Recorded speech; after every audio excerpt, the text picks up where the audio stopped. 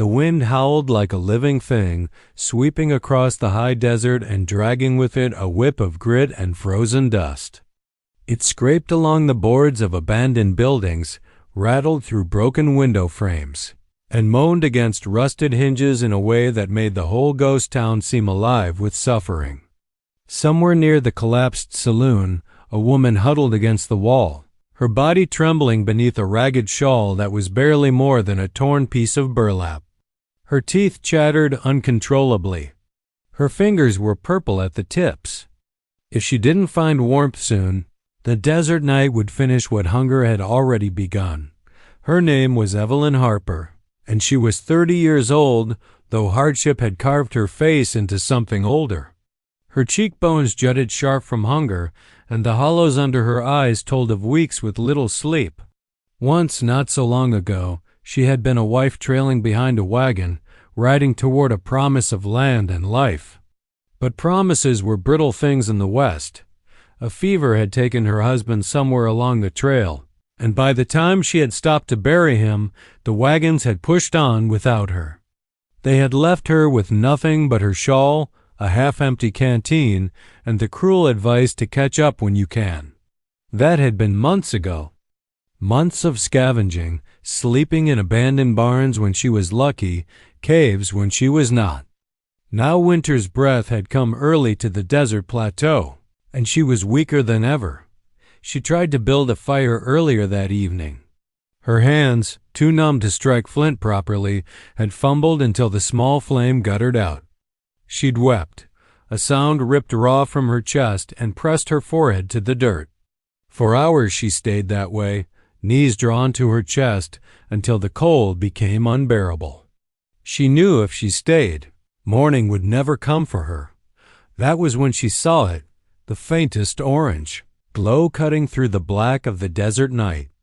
At first she thought it was a trick of her weary eyes, but then the smell reached her. Wood smoke. Her heart kicked against her ribs. Someone had a fire. Someone had shelter. She forced her legs to move, boots crunching on the frozen ground as she staggered toward the glow. With every step, fear whispered in her ear. Who lived there? A drifter? A bandit? Worse? The stories of women alone on the frontier rarely ended kindly. But then again, doing nothing was certain death. And fear of death had long outweighed fear of cruelty. The closer she came, the clearer the outline of the dwelling became an adobe structure, strong and squat against the winds, built from the earth itself. It stood at the very edge of the ghost town, a single pulse of life in a sea of ruin. Evelyn drew her shawl tighter, her breath pluming in the air. She hesitated at the threshold, staring at the rough-hewn door. The glow of firelight flickered through a crack. She raised a shaking hand and pushed. The hinges groaned softly as the door gave way. Inside, heat washed over her like a wave. She staggered, dizzy from the sudden relief, the scent of smoke and roasting venison filling her lungs so sharply she nearly sobbed aloud. The fire roared strong in a stone hearth, casting light across furs, blankets, and baskets of dried food. For a moment she thought she had stumbled into salvation itself. Then she saw him. The man rose from where he sat cross-legged by the fire, his body coiled with quiet power. He was shirtless despite the cold, his bronze skin marked with the faint remnants of tribal paint. Long black hair spilled over his shoulders, catching the light like a raven's wing. His eyes, sharp, dark, watchful, fixed on her with the weight of a drawn bowstring. His hand hovered near the knife at his belt, an Apache warrior. Evelyn's heart stuttered. She had heard stories in the wagon trains, of raids, of ambushes, of knives in the dark. But standing here, trembling under his gaze, she saw not a legend but a man, strong, scarred and dangerous in a way survival itself was dangerous. Her lips trembled, but she forced words out anyway. "I don't want trouble," she rasped, her voice raw from cold and thirst. "Please, I'll work. Clean Sioux, haul water. Just give me a corner to sleep in." The fire popped, throwing sparks into the air. The warrior studied her for what felt like an eternity, his expression unreadable. Evelyn's knees threatened to give way. Finally, he spoke, his voice low, steady, and carrying the weight of authority. "Okay, come inside." Evelyn sagged in relief, her body nearly folding onto the earthen floor. She hadn't realized until that moment how close she had been to breaking, and just like that, the coldest night of her life had shifted, perhaps toward salvation, perhaps toward something far more dangerous.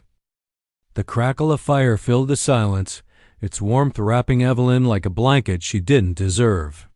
Her legs nearly gave out as she stumbled 2 steps inside, the earthen floor cool beneath her worn boots. The air smelled of roasted venison, sharp wood smoke, and the faint musk of hides tanned long ago. For a woman who had slept in barns, in ditches, under ragged scraps of canvas, it felt almost holy to stand in a room that held heat. But the man before her, this Apache, was no savior from Scripture. He was danger incarnate, every muscle carved from years of survival. His long black hair framed a face of harsh lines, shadows dancing across his high cheekbones. Around his neck hung tribal jewelry, strands of beads, bone, and copper that caught the firelight. His bare chest bore scars like stories etched into his skin.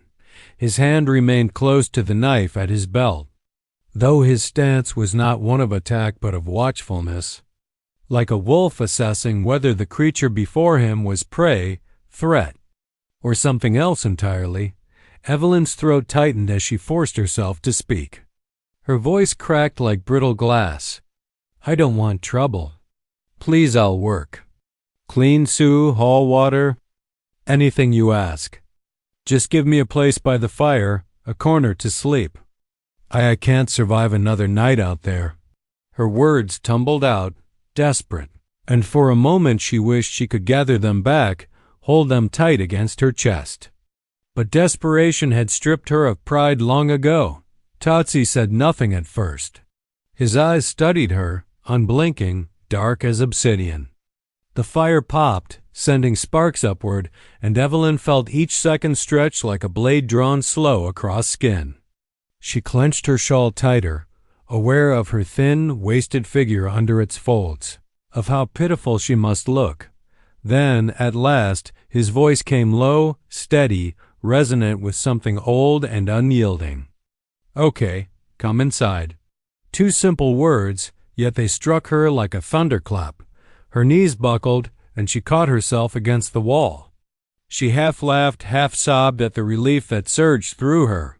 For the first time in months, she wasn't standing on the edge of death.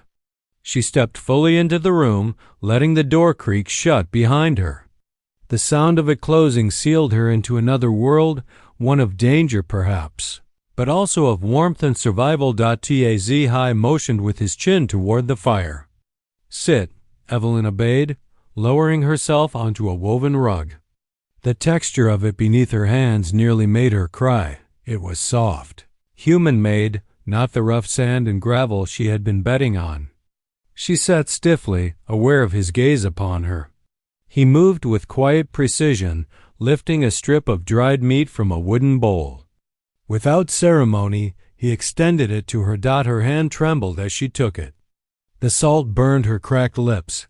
The tough flesh caught between her teeth, but she devoured it as though it were a feast. Tazhi said nothing, only watched. "You are alone," he said finally. It was not a question. Evelyn lowered her eyes, swallowing hard. "Yes, my husband. He died on the trail. Fever. The wagons, they left me behind." Her voice wavered. "They said I'd slow them down." Silence answered her confession, heavy but not cruel. Tazhi turned back to the fire, his profile lit by its glow. His expression did not shift, but something in his shoulders softened. Almost imperceptibly, the fire roared louder for a moment. The only witness to 2 exiles bound by fate's harsh hand, Evelyn clutched her shawl tighter, the heat sinking deep into her bones. For the first time since she had buried her husband, She did not feel entirely invisible. Still, unease clung to her like smoke. Who was this man? Why had he taken her in when settlers whispered that Apache hearts were colder than stone? Was this mercy or something else she did not yet understand? As the firelight flickered, Evelyn knew only one thing with certainty. Her life now rested in the hands of a stranger the world called an enemy. And for tonight, that was enough. The fire snapped and hissed, filling the silence with its restless voice. Evelyn sat cross-legged on the woven rug, her thin frame hunched forward, palms stretched toward the flames as if she could pull the heat into her bones. Her shawl hung loosely around her shoulders now, damp with melted frost. Each flicker of warmth brought stinging tears to her eyes, though she blinked them back quickly. She didn't want to appear weak, not here, not in front of him. Tazhi, the Apache warrior, moved with the quiet assurance of someone who belonged to this land in a way Evelyn never could. He knelt by the hearth, tossing another log into the flames with practiced ease. His bare torso caught the firelight, muscles shifting smoothly under his scarred skin. His long black hair shimmered as he turned, shadows dancing across the tribal jewelry that hung from his neck. Evelyn caught herself staring, then dropped her gaze quickly. Ashamed, he reached for a small wooden bowl and, without a word, handed it to her. Inside were strips of dried venison, dark and tough. Her stomach growled audibly, betraying her. She looked up, but his face was unreadable, neither mocking nor kind. Simply steady. "Eat," he said, the single word deep and commanding. Evelyn obeyed. The first bite nearly broke her teeth, but the salt and meat brought a surge of life back into her. She tore through it with desperation, cheeks burning with the thought of how ravenous she looked. When she finally slowed, she realized he had been watching her the whole time, arms resting loosely across his knees, expression still carved from stone. "You are alone," Tazhi said at last. His tone was flat, but not cruel. It sounded less like a question, more like a truth he had already measured in her posture. Her clothes, the shadows behind her eyes. Evelyn hesitated. She could have lied, but what use relies in the face of a man who seemed to see through her already? She nodded, staring into the flames. "My husband died on the trail. Fever." Her throat tightened around the word. "We stopped to bury him, and when I looked up, the wagons were gone. They said I'd slow them down." The confession hung in the room like smoke. Evelyn's voice broke at the end, and she bit her lip hard, unwilling to cry in front of him. For a long moment, Tazhi said nothing. He simply gazed into the fire, his profile sharp against the glow. His silence was not dismissive, but heavy, carrying a weight she could not quite name. Finally, he spoke, his voice quieter than before. "This land devours the weak. Settlers leave behind what they cannot carry." His words stung, though not because they were untrue. Evelyn clenched her shawl tighter. "And what am I to you, then? Something left behind?" Tazhi's eyes shifted to hers. In the firelight, they were dark and steady, holding her gaze until she nearly squirmed under it. "You are still alive," he said simply. "That is strength." The words cut through her despair like a knife through cloth. She hadn't been called strong in months. To the settlers, she had been a burden, a shadow, something cursed. But to this man, this stranger feared by her own kind, her survival meant something different. Evelyn lowered her head, heat rising in her cheeks, though she wasn't sure if it came from the fire or his words. She chewed another strip of meat slowly, letting the silence stretch between them again. Outside, the desert wind howled like a pack of starving wolves, rattling loose boards on the ghost town's forgotten buildings. But here inside the adobe walls, there was warmth, food, and something she hadn't felt in months, the fragile seed of safety. Tazhi leaned back slightly, his broad shoulders relaxing. He began sharpening his knife with a steady rhythm, the scrape of stone against steel mingling with the fire's crackle. Evelyn watched, fascinated by the patience in his movements, the way each stroke carried purpose. This was a man shaped by survival, but not crushed by it. Her eyelids grew heavy as exhaustion pressed down on her. She had fought for so long against sleep, against fear, against hunger. Now the warmth lulled her, and her body betrayed her at last. She curled up on the rug, pulling the shawl close as her breathing steadied. She thought she heard him murmur something in his own language, soft and low, words she could not understand. But his tone carried no threat, only something like recognition. For the first time since she buried her husband, Evelyn slept without shivering, and Tazhi, silent by the fire, kept watch. Morning crept into the desert like a slow fire, painting the sky in shades of blood red and gold. The adobe dwelling caught the first rays, its clay walls glowing faintly against the endless stretch of sagebrush and jagged cliffs. Evelyn stirred on the woven rug, her body sore, but her heart steadier than it had been in months.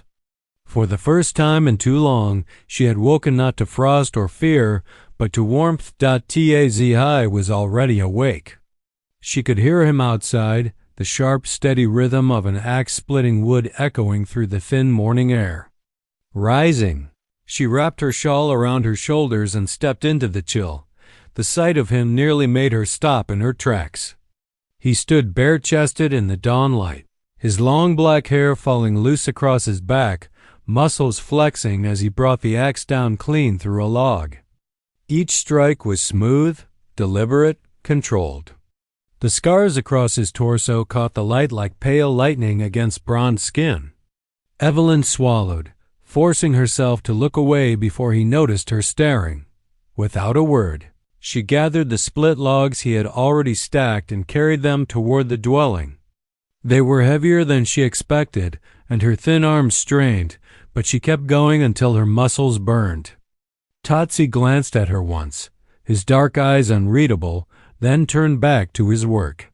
Inside, she swept the clay floor with a bundle of sagebrush tied with twine. Dust rose in golden shafts of light through the small window. She found torn leather garments piled near a chest and set to mending them, her fingers clumsy but determined as she stitched the seams with a bone needle she discovered tucked in a basket. Every small task she could see.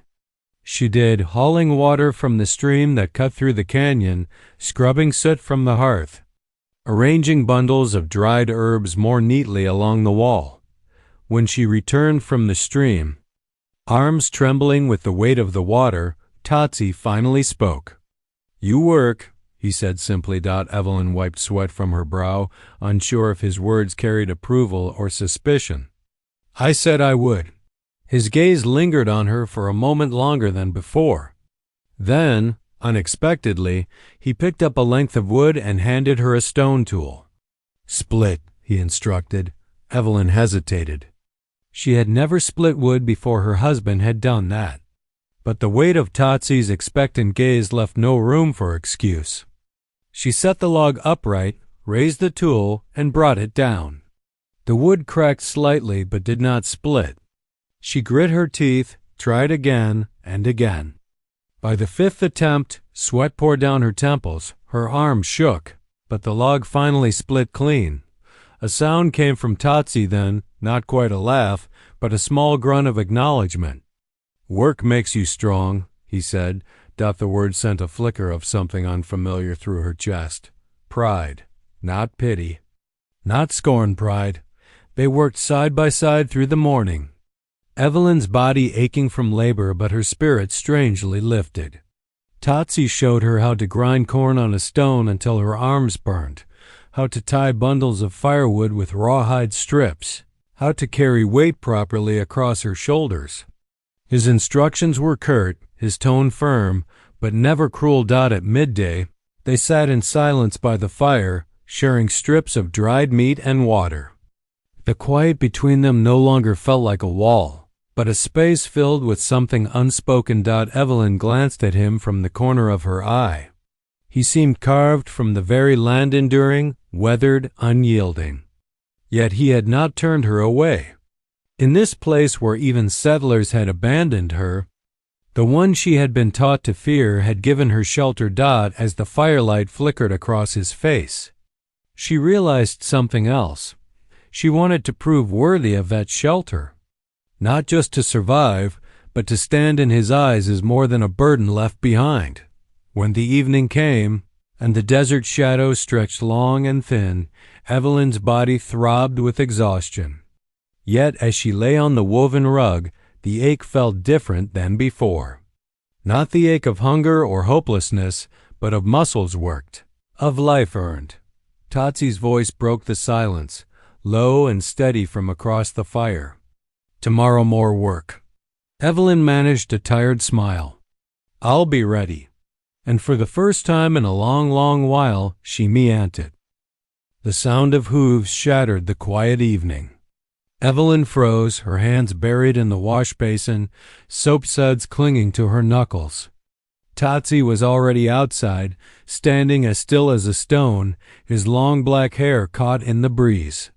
He hadn't called to her, but something in the shift of his posture told her to stay back.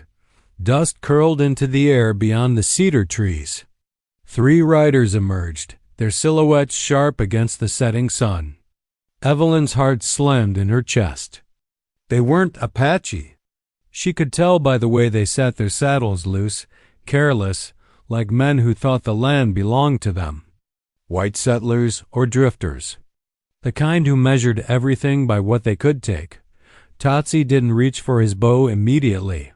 He stood tall, shirtless, muscles taut, his chest adorned with beads that glinted like warnings in the fading light. The riders slowed, their horses snorting and pawing at the dry earth. Well now, one of them called, his voice carrying that lazy cruelty Evelyn knew too well. Didn't expect to see an Apache squatting this close to town land. And what's this? You've got yourself a woman? Evelyn's stomach turned. Their eyes had landed on her. She ducked back into the doorway, pressing her back to the cool adobe wall, her breath shallow. Tazhi high single quotes as voice came low, calm, but edged with steel. You ride away now. The men laughed. One dismounted, his boots kicking up dust as he sauntered closer. Evelyn could smell the sharp tang of tobacco even from where she hid. She wrapped her arms around herself, fighting the urge to shrink smaller. She had faced hunger, cold, and despair. But this, the eyes of men who saw her as nothing more than another possession still, made her blood run cold. The second rider leaned forward in his saddle, grinning. Don't look like you're in much of a position to give orders, Redskin. Maybe we'll help ourselves. Ain't that right, boys? Evelyn peeked around the doorframe. Tazhi hadn't moved. He was still, a coil wound tight.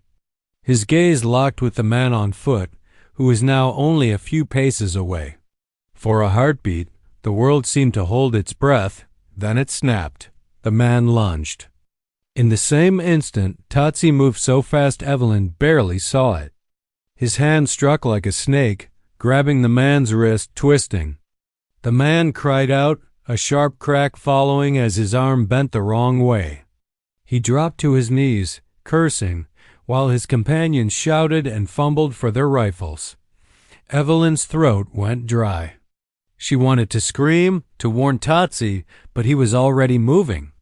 He shoved the injured man into the dust, leapt aside as a shot rang out, and disappeared into the shadows of the cedar.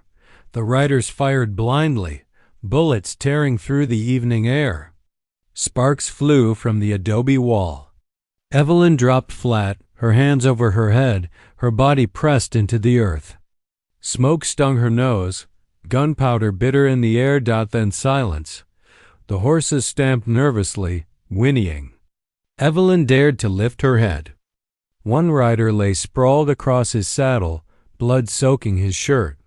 The other was gone. She heard his retreating hoofbeats, growing fainter, swallowed by distance. The man with the broken arm crawled away into the brush. Whimpering Dot and then Tazhi was there, standing in the clearing, his chest heaving, his knife dark and dripping in the fading light. His eyes found hers across the distance, unreadable, fierce, yet softened for the briefest moment when they landed on her trembling figure. Evelyn pushed herself upright, her legs shaking. She had seen violence before, but not like this. Not with such precision, such control. It wasn't rage that drove him, it was something else. A line drawn in the dust. A promise that she was under his protection now. She swallowed hard, stepping out from the doorway. "They'll come back," she whispered, voice raw. "Men like that always do." Tazhi wiped his blade on the grass and slid it back into its sheath. "Let them." His tone was steady, but his jaw was tight, his gaze already scanning the horizon. "This place is no longer safe." Evelyn's chest clenched. She thought of the fire she had tended, the blankets she had washed, the fragile routines she had begun to build. And just like that, it was threatened, shattered by men who carried cruelty in their laughter. But when she looked at Tazhi, his broad shoulders lit by the last glow of dusk, his calm stance despite the danger, something steadied inside her. She had been adrift for so long, blown by the harsh winds of chance. Now, even with the threat of more riders, she felt anchored for the first time. She stepped closer, her voice firmer. "If we leave, I'll help. I can carry, cook, whatever it takes." Tazhi studied her, eyes dark as flint. At last he gave a single nod. "Then we prepare, tonight." The sky deepened into violet, the first stars pricking the dark. Evelyn gathered what little they had while Tazhi kept watch, his silhouette sharp against the firelight. She didn't know where the trail would take them or what dangers lay ahead. But she knew this. She was no longer walking it alone, and for the first time in years, that was enough. The night was alive with restless sounds. Coyotes yipped somewhere beyond the ridgeline, and the wind sighed low through the cedar branches, carrying with it the faint scent of gunpowder that still lingered. Evelyn moved quickly, her hands trembling as she stuffed a warm blanket and strips of dried venison into a sack. Every rustle seemed too loud, every shadow too near. Tazhi was outside, silent as the desert itself, his figure cut against the dark sky. His long black hair shifted in the night breeze, his broad shoulders glistening faintly in the moonlight. The tribal beads and bone ornaments that hung across his chest seemed almost to whisper, as if carrying the weight of ancestors watching their every step. When Evelyn emerged with the bundle clutched tight to her chest, Tazhi turned his gaze on her. His eyes were steady, unreadable, but she caught the flicker of calculation in them. He was measuring not just the land, not just the threat of returning riders, but her as well. Could she keep up? Could she survive the miles of unforgiving wilderness ahead? "Ready," she whispered, though her voice trembled. He gave a single nod and motioned toward the horse. It was a sturdy Mustang, tethered just beyond the fire's reach, its ears twitching nervously. Evelyn hesitated. "There was only one horse. You ride?" Tazhi said, his tone firm. She shook her head. "No, I can walk." The corner of his mouth twitched, though not in humor. "We move fast. They come with more men. You ride." There was no room for argument. Evelyn clambered onto the Mustang's back, gripping its mane as Tazhi swung up behind her in a single fluid motion. His presence at her back was solid, unyielding. A wall of strength that both comforted and unnerved her, with a low click of his tongue. The horse leapt forward into the night. The desert opened before them, vast and endless beneath the sweep of stars. The wind whipped at Evelyn's face, carrying with it the sting of sand. She leaned low, clutching the horse's mane, while behind her Tazhi's arms framed her sides, steady on the reins. His heartbeat thudded steady against her back, a counterpoint to her own frantic rhythm. They rode hard until the adobe dwelling was only a memory swallowed by darkness. When at last Tazhi pulled the horse to a halt near a dry wash, Evelyn nearly toppled from exhaustion. Her legs wobbled as she slid to the ground, and she pressed a hand to the rough bark of a mesquite tree to steady herself. "Rest here," Tazhi said. His voice low but commanding. She sank onto a rock, hugging the blanket to her chest. Her breath puffed white in the chill night air, and her hands ached from gripping too tightly.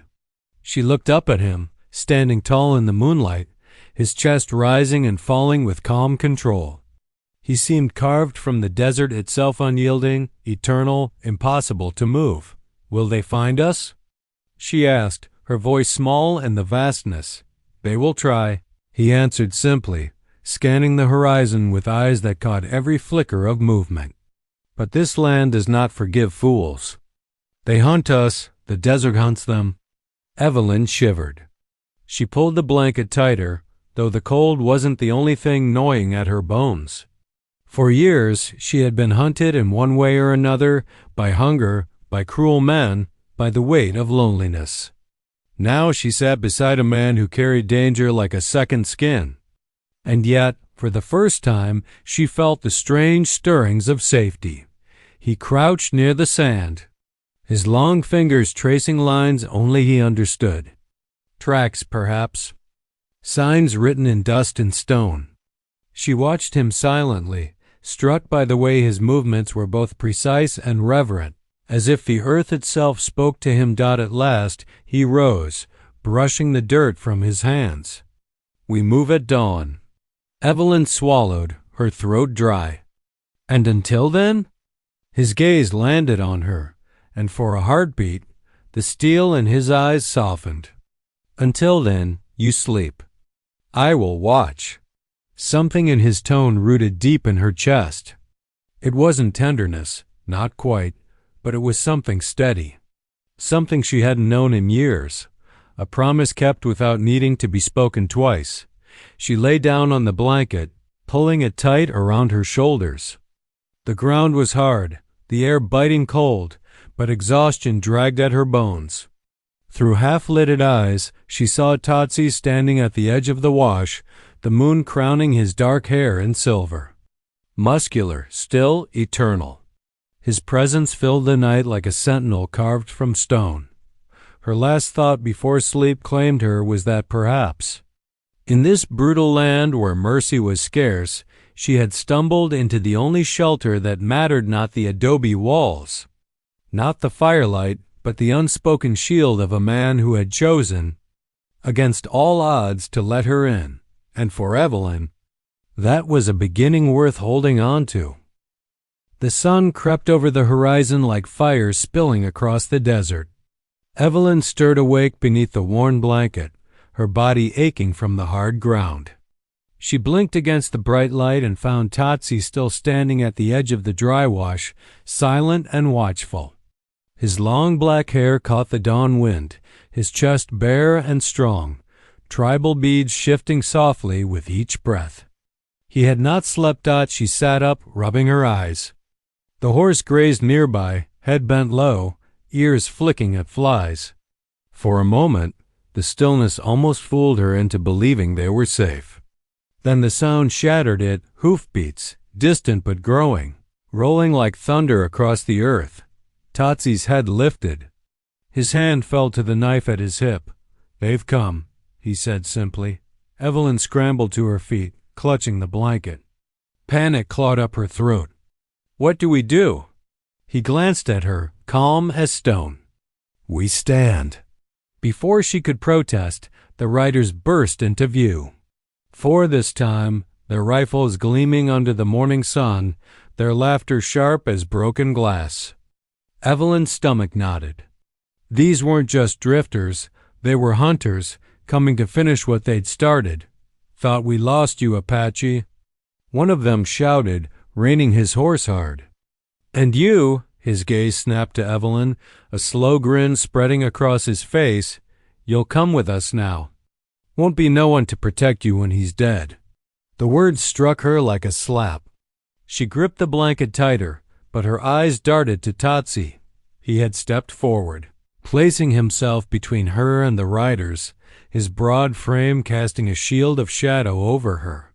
He said nothing, but the air around him thickened with unspoken defiance.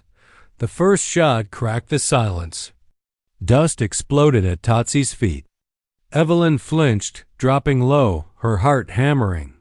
The riders whooped, circling like wolves around prey. But Tazhi did not flinch. He moved instead with swift precision, ducking behind the mesquite and loosing his knife. It spun through the air, striking one rider square in the shoulder.